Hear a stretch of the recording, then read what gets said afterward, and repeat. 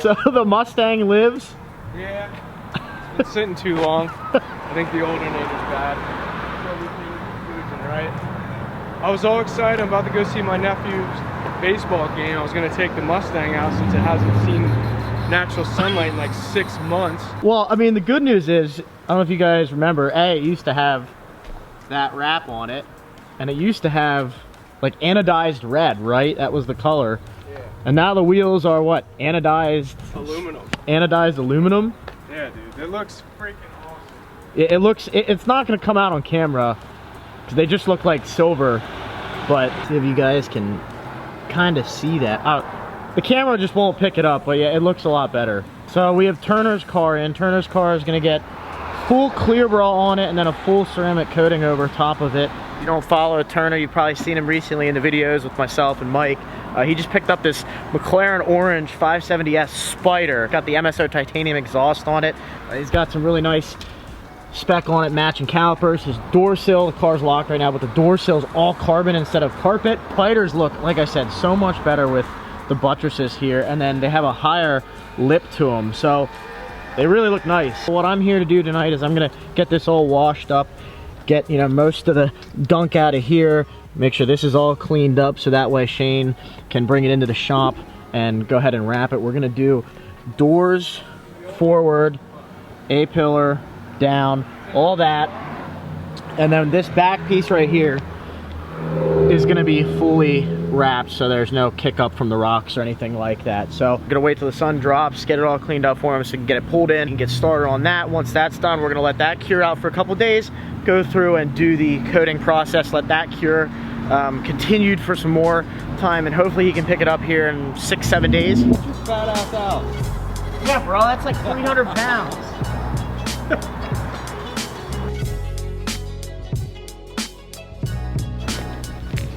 Situation report.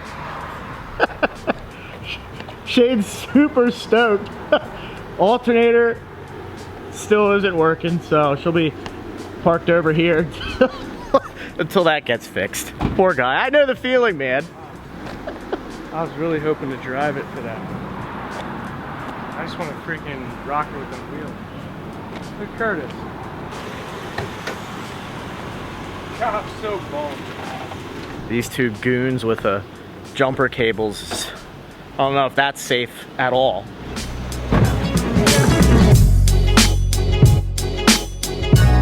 Last order of business, Shane did a full front paint protection film on this car already. So mirror, fender forward.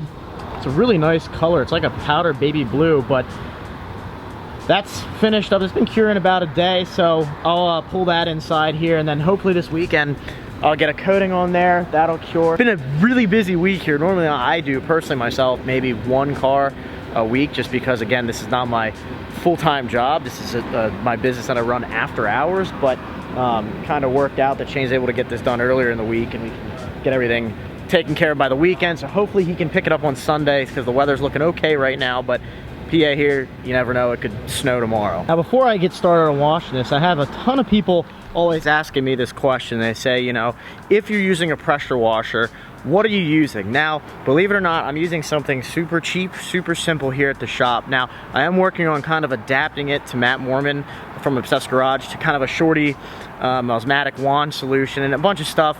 That parts are still coming in. I have the foam can and everything in the shop. I'll show you that. But believe it or not, I'm just using a Sunjo. I think it's an SPX 3001. And I will tell you this right off the bat. I'm a very picky person. The reason why I bought this for the shop is that way if Shane or any of the other guys have to use it, it can get kind of kicked up, banged around. And if it breaks, I just buy another one. But I understand what Matt was saying in his video in regards to it is a pain in the butt. First of all, here it is. Here's what it looks like. You guys might have seen this. It's a standard pressure washer. I think the worst thing about this pressure washer is this hose and this hose reel right here.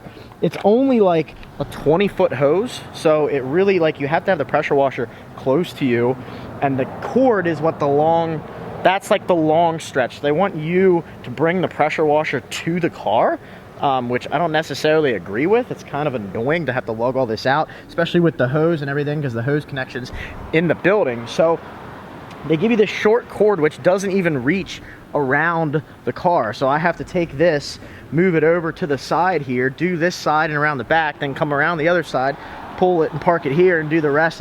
It's a pain in the butt. So just a little forewarning on that. Obviously the wand's not bent, it's straight. So it makes it a pain in the butt to kind of get down and do the roof. You have to really reach up high, and I'm not a tall person. And again, this thing is just, this hose reel, like, it looks like it would be easy to use. It's flimsy, it's flexible. The whole machine shakes, rattles, bends. And when you try to wrap this hose up, it just gets bound up. The tighter and tighter you get, to the point where I'm like using two hands, one grabbing here, I have my foot down here, and then I'm trying to just kind of, I can't even twist it like this. I have to put my fingers down here and pull, and it's a pain in the butt. So I'm kind of just dealing with it right now. The game plan is, when the rest of the hose, I got a nice 75-foot hose coming, pressure washer hose coming, is it's gonna be in here. So here's the hose bib. So ideally what I'm gonna do is set the pressure washer right here and find some way, either a hose reel, or we'll just spool the long new cable up from Matt, and that'll sit here. So the pressure washer stays in here, everything stays in here, and you have this nice long hose that can come out and reach all the way around the car, wherever you need to do. That way, I don't have to lug all this out, and then when I'm done, bring it all back in. It can be kind of stationary. So I would say, do not use this if you are super picky, will get frustrated. If it's what you can afford, I totally understand that. Again, there's nothing wrong with it in terms of a pressure washer. It does its job. That's, again, I bought it, I've been using it, but it just needs a lot of work. So that's what I'm using, a Sunjo SPX 3001 here at the shop. I have a custom Crensless solution coming from Matt Moorman, and I'll show you guys that when we get back to the house. That'll be pretty cool. It'll be a custom wall mount solution for me personally at the house. But let me show you some of the stuff that's going to be going on to the pressure washer here. Again, I'm adapting it to make it work for the Sunjo, and a lot of the issues with the Sunjo should be remedied by keeping it stationary. Here's the gun. So you got a shorty gun. This will be nice to have for wheels and whatnot. You have the Mosmatic wand here, so this will be quick connected into that gun. So you see the slight bend on it there. Just doesn't look like much, but it makes it a little easier. This is the 40-degree nozzle and orifice that would go at the end of the gun here. And then you have your MTM Hydro foam cannon. So, and then the last piece is, this will be the new hose that'll go from the pressure washer to the water source in the wall. So that'll hook up, and everything will be stationary. So then when, again, we go to use it, all you have to do is pull that Cobra Jet hose out. Now, Matt sells that hose. It's a really malleable, pliable hose, so it's not like a normal pressure washer hose.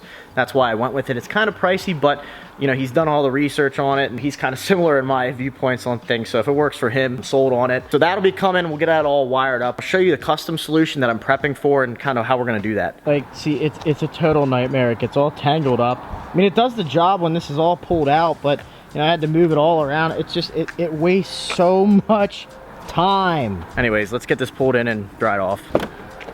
By the way, here's the all carbon I was talking about.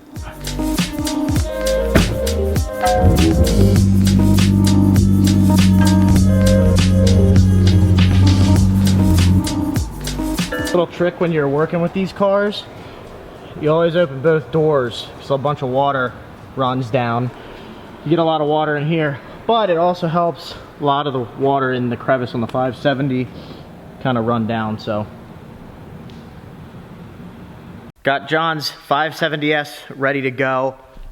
Looks awesome. Shane's gonna be putting the paint protection film on there, and then it's gonna look even better than this when the ceramic coating goes on. So John, if you're watching, buddy, I can't wait for you to get her back. I know you're probably sitting there anxious as can be, as always. Anybody with a new car is, but she's looking good, all cleaned up, ready to go, and we'll see you guys at the house. Back at the house here, so I just want to take a couple minutes and explain the game plan here with the pressure washer. Now, I know this video is more towards the detailing subscribers, and I know all of you guys aren't necessarily detailers and don't care about this, but with the summertime around here, I want to definitely get some more videos out for the detailing guys that kind of bear with me all winter time. So guys, again, the pressure washer thing, I'm just gonna kind of elaborate a little bit. There used to not be an outlet here. So with Matt Moorman's pressure washing system, I'm planning on putting that right on this wall. We're gonna move the hose bib over to here, and then have a second line going directly into the pressure washer.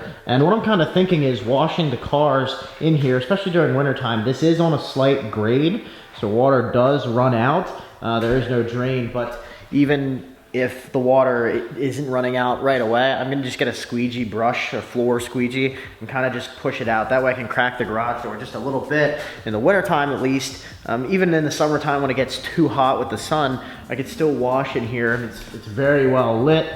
You can see here's the drywall. So we had to go from the panel up here, out, bring it out, and then go straight across, over and down. This is a dedicated 20 amp circuit. It will pull 20 amps according to Matt. Actually, it'll pull like 17. So if you have a standard 15 amp in there, it'll trip it with the phone cannon on there. This will be going out of here. This will be out of the way. So if any of you guys are looking for a nice ball bearing toolbox setup, I'll let this go cheap, like 200 bucks. Come and get it. I just gotta empty my tools out of it, but that'll go away and we'll have all the room for it. I just gotta paint yet, and that should be wrapped up, but GFI circuit. So what's gonna be on this wall? There'll be a shelf here, the pressure washer here, there'll be a water line right into it, power will come right down into here, there'll be a big hose reel with the same Cobra Jet hose that I talked about earlier, then there'll be a CR spotless system down here, so you'll be able to go right out from the water into the pressure washer or turn that off and direct it through deionized water. I'll overlay a picture of his solution on here so you guys can see kind of what it looks like.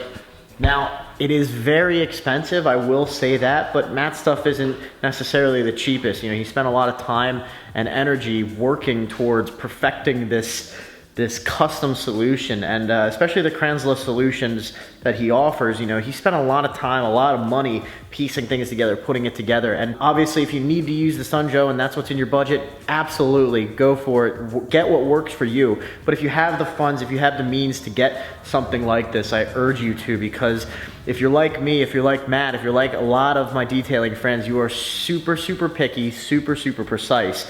And you want something that's gonna be easy to use, and your tools are part of that. Not necessarily your soaps, your waxes, but also your tools. It's very important. He's gonna be coming up here probably about July, in a month or so. We're gonna install that, take you guys through the process of that. He has a couple of videos already up on his as he's testing it and designing it. I'll link his channel below. But you know, we'll bring you guys along. We'll show you the install, kind of our process behind it. It should be a good collaboration. I'm really looking forward to it. So with that being said, guys, again, I know it's a straight detailing video this time on here. Lots of detailing stuff, lots of me moaning and groaning about a Sunjoe. But Matt, if you're watching, I totally understand why you kicked it. I totally get it. Again, you know, that's what works for the shop right now, so Shane and everybody out there can use it. But again, guys, if you have any questions, especially on Matt's solutions, shoot him an email. Check him out on Instagram at Obsessed Garage. Check out his website, check out his store. He's got everything for the detailing aficionado. So with that being said, thank you guys for watching. Do me a favor, give this video a big thumbs up, click that red subscribe button. We'll see you on the next one.